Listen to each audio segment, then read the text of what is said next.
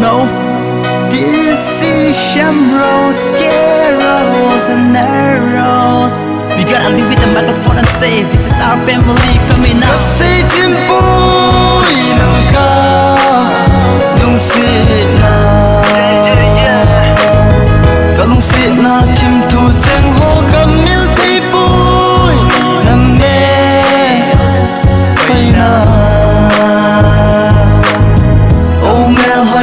hoi chulo oh mel hoi dong hoi nu kalungsit na na he kamil ti pui nu him na so mai chala aga himuji ting midang mulovin kutin timin na bukan a bezi kachina ding kaboden zang hai mil kho min nange ge na a angol dui ka hitai kamil te boy dung sin na leka a na gidin na cheng ho ka isam bi pin le ka kin na bi pin na hine ne tina tu a hoya bai ta ma hitam goren lung se jida ne hil na ngai jida ne hilin hila ka sei hello le na mil jida ne hil boy lung se num hung pa sing sing o ka sei chimpo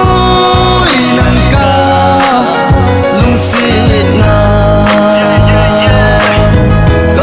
na tim thu cheng ho kamil thei pui namme